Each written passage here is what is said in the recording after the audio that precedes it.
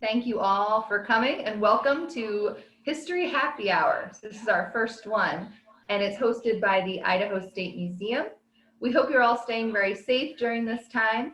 The Idaho State Historical Society, including the Idaho State Museum, Idaho State Archives, State Historic Preservation Office, and the Old Idaho Penitentiary and Historic Sites are dedicated to preserving and promoting Idaho history, even while we aren't able to have you visit.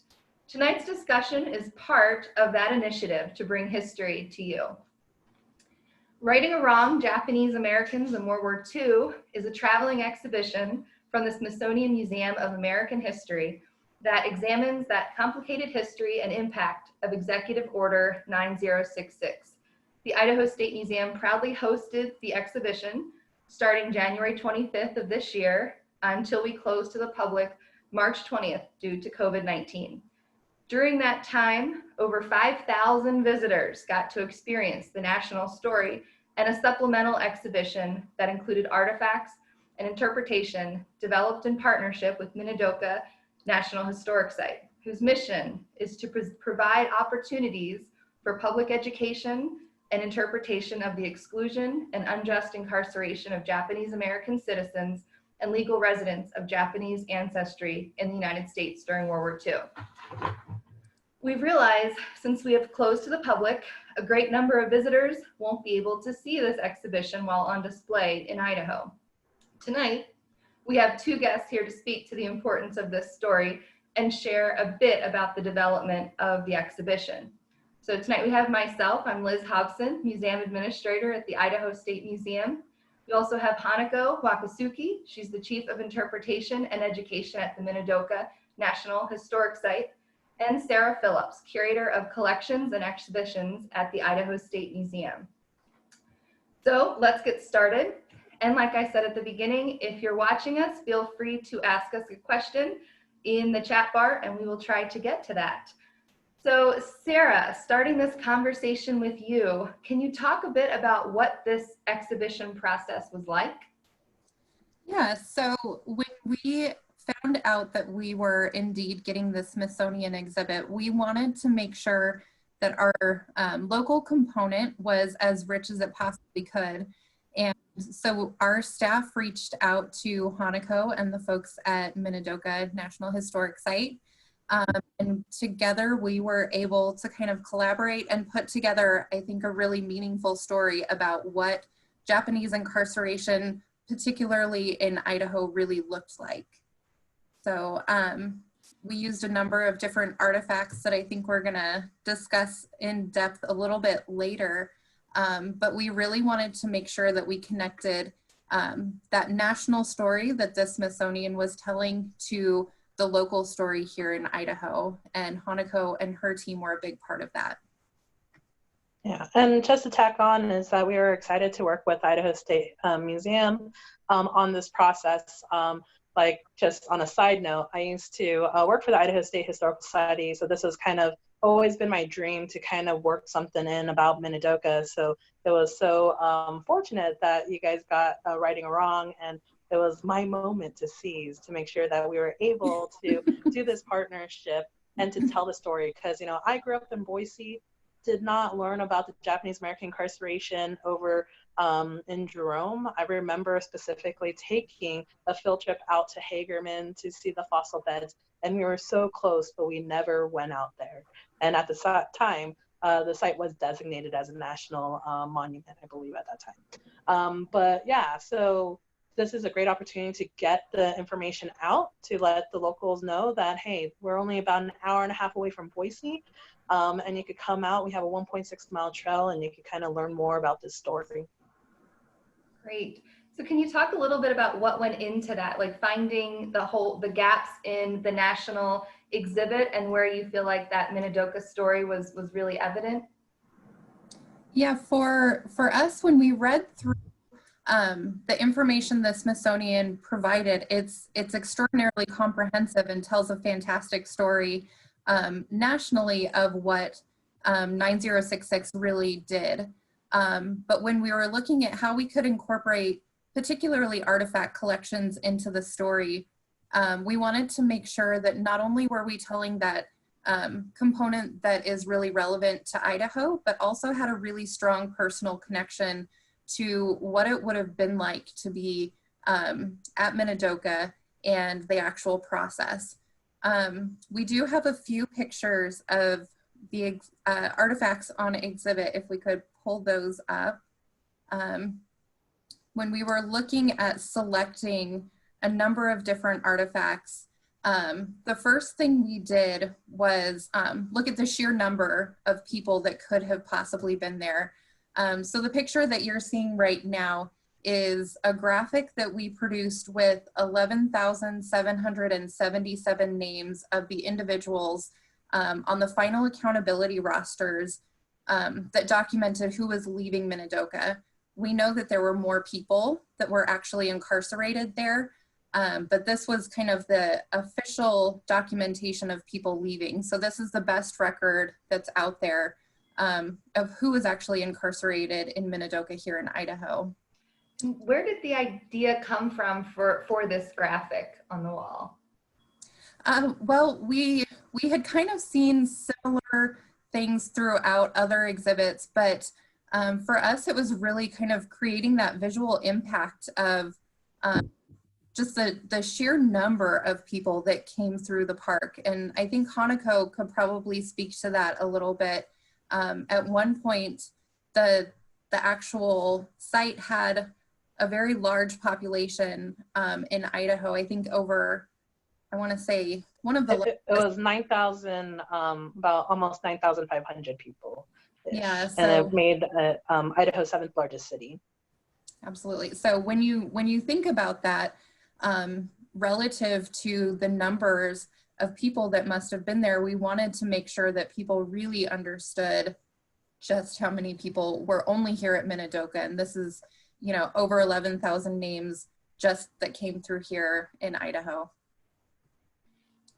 So on the next slide, there's, I think to me, they're very impactful artifacts. So arriving at Minidoka, they were, the people coming there were met with this incoming baggage sign, and how shocking it must have been to not only be removed from your home, but to arrive at a place where you have to just set your baggage, and you're lucky if you have a trunk like the ones pictured here to pack all of your bags in.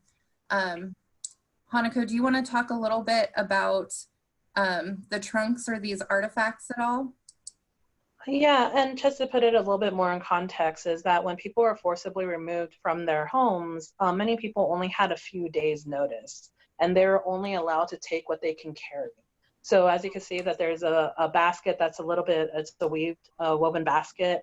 You know, that's what someone just happened to have on hand. Sometimes people had steamer trunks. Some people didn't have, you know, large luggages like that to transport their stuff, that they're only able to carry like suitcases and whatnot, but they're only limited to what they can carry. So a lot of folks don't have a lot of family heirlooms because they had to leave that behind. Like my family, we don't have any pictures pre-World War II because of this mass upheaval and removal of folks. So the objects here that you see, I think that middle steamer trunk on the bottom right-hand image is actually Roger Shimamura's steamer trunk. So he's a famous artist that lives in Seattle and Lawrence, Kansas, and he does a lot of pop art. And so that was his family steamer trunk that they use to when they're being forced from their homes and into Minidoka. Yeah, and that trunk was transported from the family's home in Seattle to Puyallup, Washington, then to Minidoka, to Chicago, and then all the way back. So like Hanako said, having just a trunk to carry your entire family belongings in would have made it even more difficult than it already was to leave your home and choose what to bring with you. On the next slide, we've got a great artifact. So Paul Tomita was one of the individuals incarcerated at Minidoka, and he has a pretty interesting story. So this particular sign was handmade and was over the Tomita's residence at Minidoka. He lived at Block 12, Barrack 5, Apartment E, so we know exactly where he was at his residence.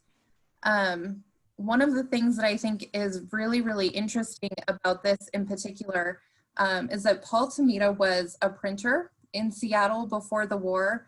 So he actually created this sign, and while he was at Minidoka, he worked in the Office of Strategic Services, so the OSS, working to translate and do typesetting work for the US government. The OSS ultimately became the CIA.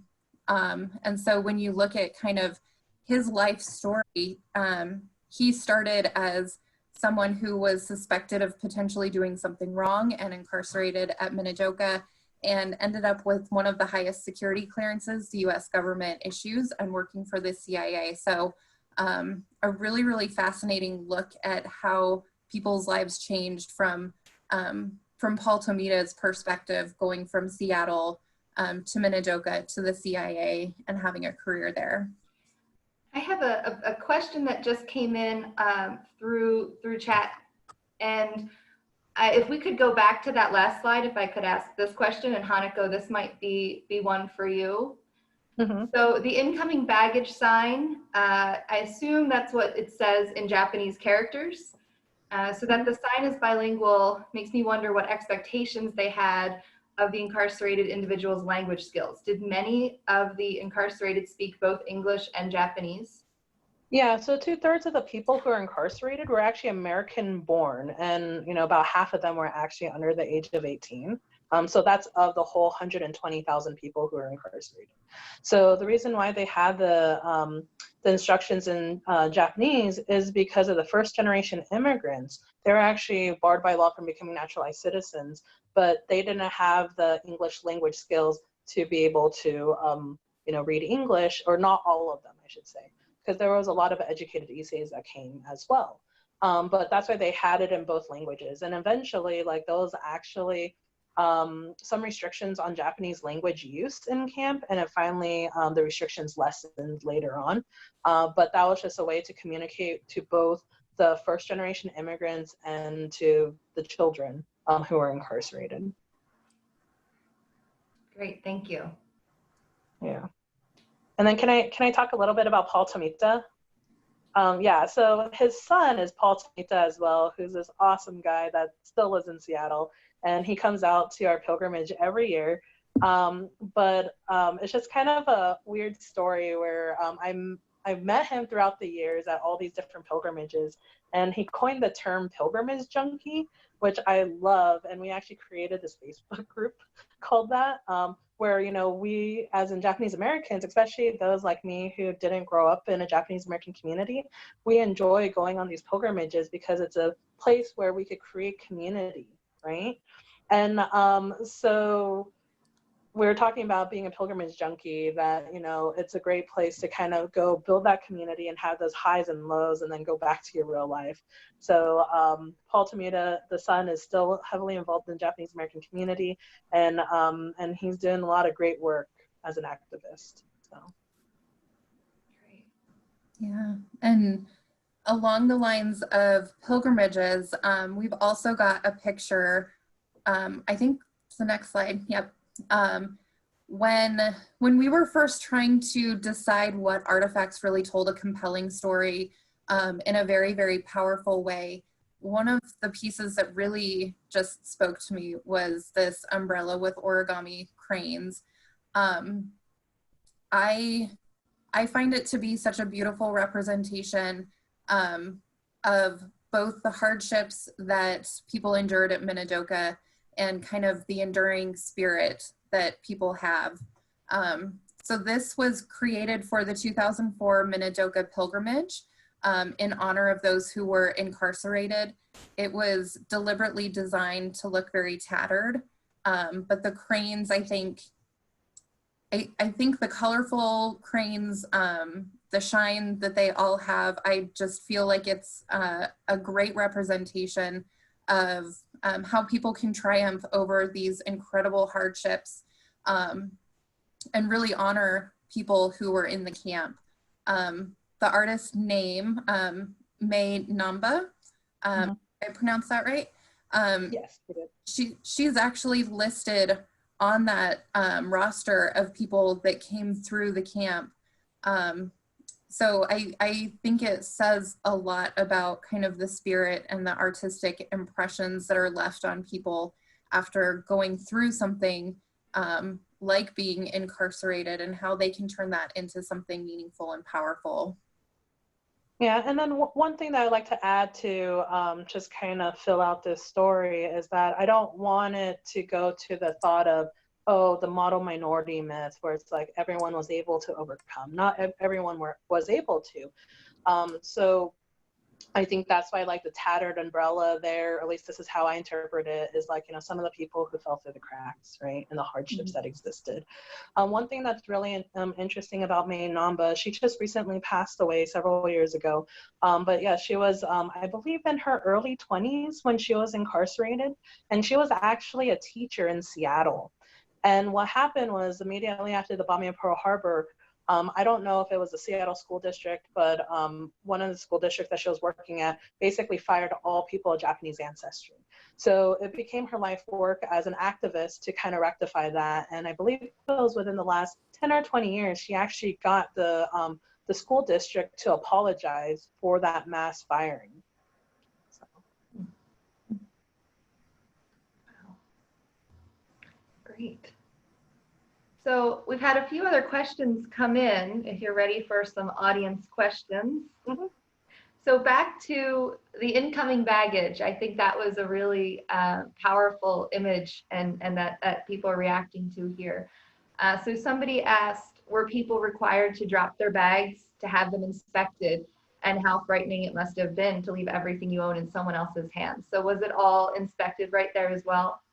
Yes, but there were several levels of inspection. So when people actually came to Minidoka, most of them, this was the second place of confinement that they were at. So when the executive order went out in early February of 1942, most of the removals start to happen in March, April, May. And so at the time, these WRA camps like Minidoka, so that's War Relocation Authority sites, they weren't actually completed. And there were 10 of them that were identified in the United States. So we had 2 in California, Manzanar in the Eastern Sierras, Tule Lake in Northern California near the Oregon border. We had Minidoka here in Jerome, Idaho, Hart Mountain near Cody, Wyoming, near the east entrance of Yellowstone. Then you had Amachi in Colorado, Utah. So central Utah was also known as Topaz, over by the Nevada-Utah border out there. Then we had 2 in Arkansas, Rower and Jerome, and then 2 in Arizona, Gila River and Poston, which are on Native American reservations. So these sites were not developed yet. So they actually went to these things called and I use quotes, temporary assembly centers, which they were basically detention facilities until the WRA sites were built up. So when they were being forced from their homes, the Army did go through their stuff to make sure that they weren't bringing contraband. So anything could have been contraband, like that's like a bat. You know, one of my friends, he was telling me when he was a kid, he wanted to go bring his baseball bat, but they saw that as a weapon. So he couldn't bring a baseball bat. You know, photography materials was actually contraband at first too.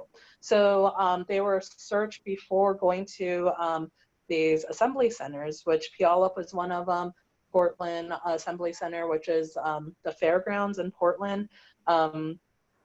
People went there first and then stayed there a few months or so before being transferred to Minidoka. So, but yeah, it was really scary for folks as well, because you know, sometimes things that they wouldn't think as contraband could be seen as contraband. That's why a lot of people didn't bring any family photos, because they're like, well, if we have photos from Japan, are people going to think that we're somehow aligned with Imperial Japan? So people were just burning stuff because they just weren't sure, you know, what was seen as like contraband or not. So. And I think another question that's come up, and I think this is to both of you really working on this exhibit, what types of things did you have to consider when interpreting such a difficult part of history? Yeah, at least for me, like our goals with the National Park Service is to tell this story as accurately as possible.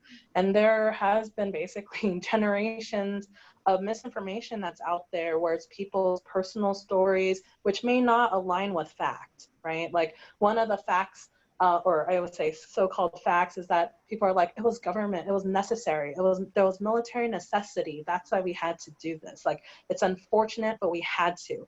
But then in 1988, under President Reagan, that was actually the Civil Liberties Act that said, no, there was no military necessity, and there was a formal apology from President Reagan to the Japanese American community, and there was redress and reparations that was handed out.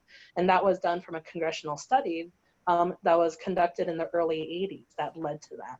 So there's a lot of misinformation. I don't think it's malicious, but I think it's just penetrated into the national story. But we are trying to clarify it and correct it, where the government has recognized that this was wrong and apologized. But people are, when they look at this history, they want to keep it within a silo of World War II, not recognizing that there was all this anti-Japanese sentiment that led up to the incarceration, and then everything that has happened since, to put it in context. So our goal is to make sure that we contextualize this history so we don't repeat this again, because Minidoka, when we were established, was specifically to talk about civil liberties violations and what it means to be an American citizen. So, well, and for us, as we were going through to curate the exhibit, we wanted to make sure that not only was it put into proper context, but that we were really sharing the story to visitors who maybe hadn't heard about Minidoka in the first place. It is a story that is very, very relevant to our national history and very relevant to our state history. And I think being able to share that both through an exhibit experience that's rich in artifacts and having discussions and sharing all of that information so people can learn about our shared history is really important to what we look to do through our mission with the Idaho State Historical Society, what Minidoka is working to do right now. So it's not only just contextualizing things and kind of expanding the story beyond World War II, but it's kind of illuminating a history that people may not know much about to begin with. Great. Yeah, we've had a lot more questions come in. I don't know if we're going to be able to get to all of them tonight, but I think it's a great chance to have a follow-up conversation. So I think another question that's come up is, and Hanako, this would be for you, and I think this goes, I might try to combine two questions into one. Somebody asked if the camps really seem to be West Coast heavy, and is there a reason for that? And then speaking specifically to Minidoka, is the site open now and during the shutdown? Yeah, so you're talking about the WRA sites, how they're more West Coast heavy. It's because there was a lot of anti-Japanese sentiment that existed, where at the time, business leaders and government leaders were like, we need to find a way to get rid of, and I use quotes, which they actually penned as a Japanese problem. And so there was a lot of racist rhetoric that occurred at the governor level, at the state level there, and even at the federal level. And so when they're like, if we are going to enter into war, how are we going to move people? What do we need to do? Originally, the government decided and identified two spots, which is Manzanar and Poston, because they're like, we're going to only take the first generation immigrants who are not naturalized citizens and incarcerate them. But then the person who was in charge of the Western Defense Command was kind of a known racist, and he would say terrible things like, and he would use the derogatory JAPs, like they're rats, they need to be exterminated and stuff like that, where he was like, we're going to take everyone of Japanese ancestry, even if they have one drop of blood, you can't trust them. So they did a blood quantum thing. If you're up to 1/16 Japanese, then you're going to be taken away from your home. So they took children away from adopted homes and orphanages as well, because they thought of them as a threat. But it was the governors who were like, yeah, we need to find sites to put them at. And then so they're actually working with the governors, specifically with the Western Governors Association, to talk about and negotiate where these sites were going to be. And originally, Governor Chase Clark of Idaho, he was also kind of outspoken against Japanese Americans, because there was a point in time where people, if they had the opportunity, and it was literally days, if they could move west of or east of the exclusion zone, then they weren't incarcerated. And so there were some farmers in Western Idaho who wanted to kind of put together these communities for them. And it's played out in the Idaho Statesman, where you could read it, where he's putting pressure on the farmers saying, do not, let these JAPs, come here. And he specifically has a quote saying, if, these people have to be here, I want them behind barbed wire in a concentration camp. And so he finally allowed the site to be at Minidoka, or, in Idaho, and then they worked with, so the War Relocation Authority worked with the Bureau of Reclamation to get Minidoka as a site. And the agreement was they're gonna have Japanese Americans help irrigate the Magic Valley for agricultural purposes. So they have a huge part in the Magic Valley history with the irrigation north of the Northside Canal and south of the Milner-Gooding Canal with getting all the water out there. But anyways, the reason why they chose Minidoka is there were some restrictions where it has to be near railroad tracks for transportation, has to kind of be out in the middle of nowhere, not among large populations. And then also there has to be opportunities for jobs. And so Minidoka was like, was chosen out in Jerome County because they're like, you know what, we need help irrigating. It's out in the middle of nowhere and they're near a railroad track. And so that's why it was chosen. The name Minidoka is actually at the federal level. This is part of the Minidoka Reclamation Project, but it's definitely not in Minidoka County or near Minidoka, Idaho. So we are in Jerome County. And access to the site right now, the visitor center is closed, even though we just opened it up in February, but we do have a 1.6-mile trail that's available that you could go out there. If you practice social distancing, you're more than welcome to come out and take a look at the site. We have outdoor exhibits where you can learn about the site as well. Yeah, and having been to the new visitor center back in February, it's amazing. So I feel like everybody should get a chance to go. So while we're wrapping up here, I think there's still more questions coming in that we'll have to do a follow-up or send some answers out via email. But I wanted to ask you both to kind of close this evening up and just talk a little bit about why this exhibit was so important and your experience in it, and any other closing thoughts you have before we say goodbye. Sarah? Yeah, I think this exhibit was so important for us to not only be able to share the importance of the story on a number of different levels, but also to be able to provide Idahoans a national exhibit, something that is very well known in tours with the Smithsonian. So it's been an honor to be able to host that for our community and for Idahoans to come see. I think really finding those personal stories has been the most impactful thing for me. Working with the folks at Minidoka National Historic Site, the Friends of Minidoka, kind of putting together the research and being able to go through archival material and see photographs of people who truly are my grandparents' age, and to be able to relate those stories to things that I think have a very lasting legacy. All of our histories has been a really special thing to work to put together. So. Yeah, and for me, again, I kind of mentioned this before, it's like the collision of my past and present right now. And it's always great to work with Idaho State Museum and the Idaho State Historical Society. And definitely a shout out to Friends of Minidoka, because they definitely helped a lot with this as well. But it's okay if I answer one more question, because I did see one pop up about Kuski. Someone was asking about a camp in northern Idaho. So that was a Department of Justice camp, and it was used as a labor camp where people helped build the Highway 12 that connects Washington to Montana. But yeah, so that's just a short end of it, but that was only for POWs. So there was mostly Japanese POWs, or I shouldn't say POW, they were Issei. but they chose a POW status, so they weren't actively fighting in the war. They chose a status so they fall under the Geneva Convention, where they actually got treated better, paid better, had better health care than what they got in camp. So we actually had 2 identified people at Minidoka who chose that status to go work up there so they could send money back home. So. Great.